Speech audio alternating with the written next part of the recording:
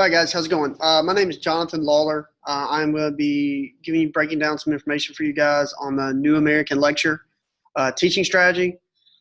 Just quick narrative or quick little bit of information I have on it is that this lecture type or this teaching strategy type per se is very similar to what we've all done with college or high school classes of having a teacher stand in front of the class and lectures on maybe a PowerPoint or whatever it may be.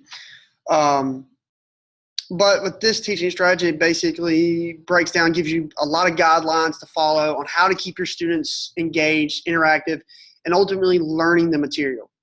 You see it all the times, or lecture has that stigma of students get bored, they don't want to pay attention, things of that nature. Well, this kind of gets the students involved from a lecture standpoint. It makes this discussions a lot more interesting and interactive and just overall better for student learning and student engagement.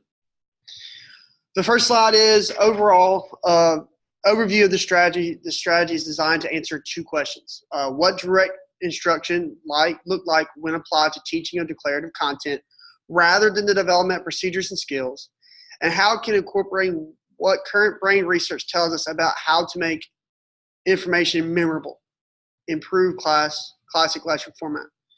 I mean, big thing that I took from those two questions is like making information memorable. With lectures, that's the point. With high school or college, you have a lecture on a lot of material, a lot of PowerPoint coverage, and you're expected to have an assessment through a test. Ultimately, when it comes to the information, you need to make it memorable to them, for them to remember it, so that they can learn it, and ultimately applying it later on down the road or being able to reference it in other scenarios. But there's 5 kinds of support that go also into this lecture, into this New American Lecture. One, you want to connect the learner to past knowledge and to build new connections, meaning using past information they may have known or things that they've gone through in their life and relate it to them when it comes to the course or the content material you're covering within the lecture. So for example, as teachers creates a hook to get students interested into the lecture. Like I said, you can relate that to the students in a way with something they've gone on in their life. Maybe I will provide an example of this towards the end of the lecture real quick, but we'll move on. The second one is to organize and teach students how to collect information. Teachers provide visual organizers that lay out the structure of the lecture. 3, to increase involvement, make content memorable, and the teacher uses memory devices and active participation techniques. To help students process and integrate the information, the teacher conducts periodic thinking reviews. So up to this point, I'm seeing a lot of how to get this initial interest of the students with a hook. Just go back a little bit to organize and teach students how to connect information, meaning using past information with current information and how they coincide. And then again, making the content memorable in a way that the students will remember.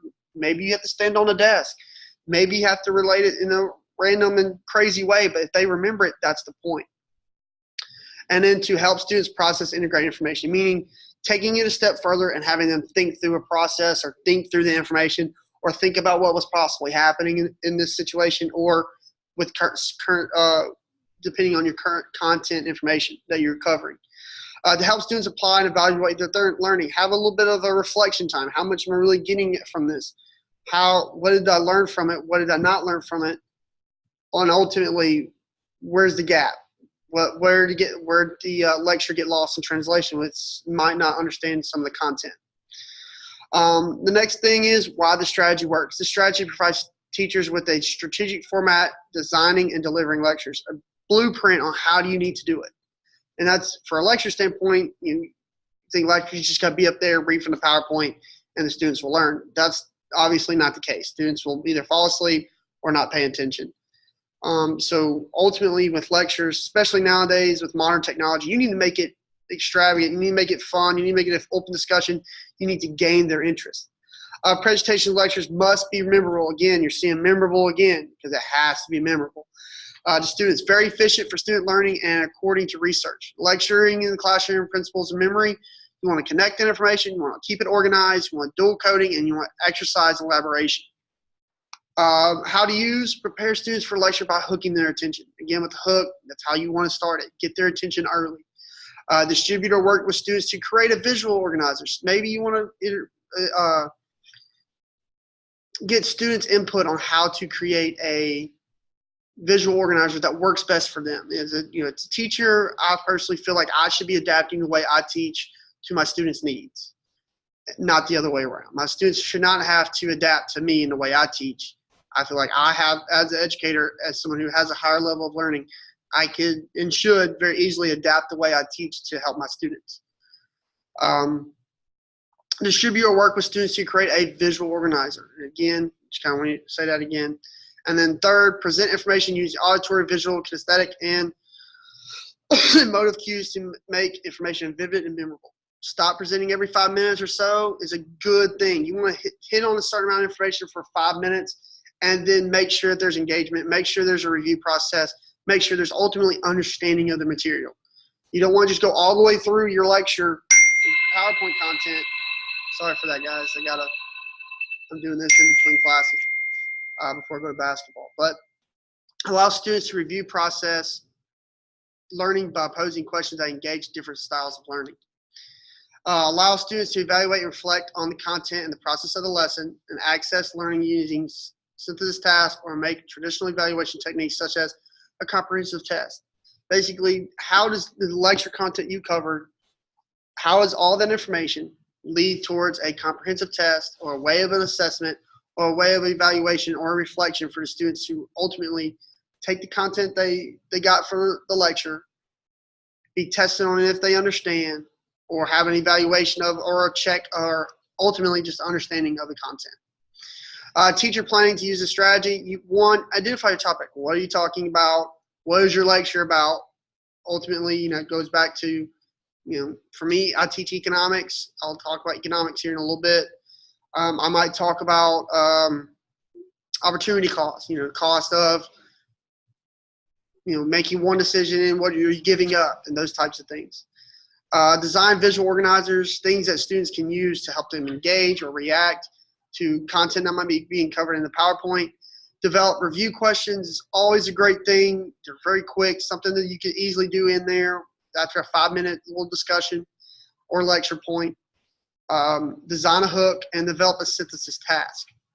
Identify your topic. Identify keywords related to your content. Create keywords you have identified and grouped into categories, maybe vocabulary, maybe certain content or specific content you're wanting to cover. Design a visual organizer. Visual organizer to illustrate how information fits together, form a large picture.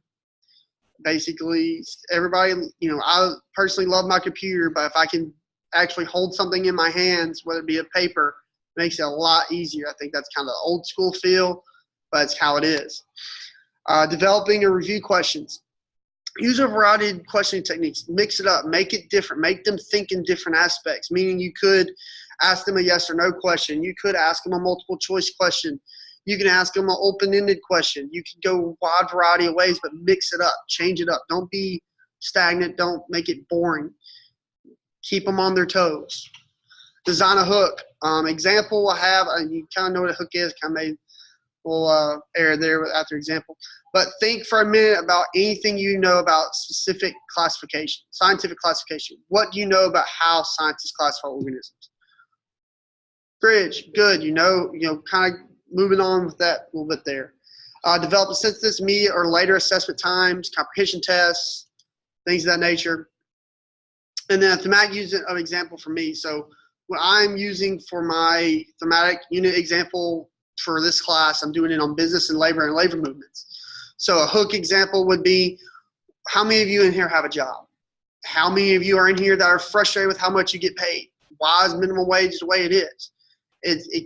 I kind of go at it from that way because from where I work at, I have a lot of students because I work with juniors and seniors that they normally have a job. At least half my class, if not 3/4 of my class, has a job.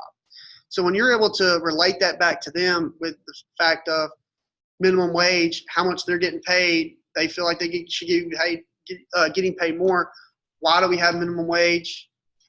Where have we come from because of minimum wage where there was no minimum wage before? So it's just a big difference there. Presentation examples, create interesting PowerPoints, create things that interactive within them, get a lot of student input, getting your students to talk, creating questions that make them want to talk. Ultimately, it comes back to the hook is you get them engaged early. A lot of times they might voice their frustrations about minimum wage. They might voice their frustrations about different things within, business and labor, whether it be certain labor movements. It could be, maybe it might be their favorite purse or shoe company or whatsoever. When you talk about corporations from a business standpoint, getting them to talk about their interests is a big thing with I like to do within this unit. It's personally my favorite unit that I teach in economics, is because you see it from a lot of students want to speak on their topic. They want to talk about their favorite things they like to do on their own, or the favorite clothes they like to wear. This is a good opportunity for them to talk about it and really learn a little bit more about the inner details within that. And then question examples. I kind of went back there with the hook. You can go a wide variety of different ways for question examples for economics and labor. You can talk all the way down to the stock markets. Ask them, look up the stock market information on Nike if that's the company that they're interested in. You can go so many different directions. It's ridiculous. And I've learned that a lot since this is my second year teaching economics.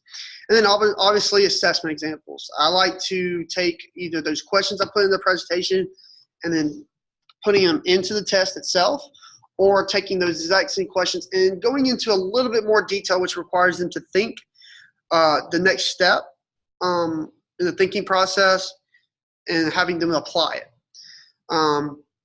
So those guys, here's my references. I really just used the book mainly. That was really the only thing I kind of got this information from. But hopefully you've learned a little bit of something. Hopefully I've helped you out. And y'all have a good day.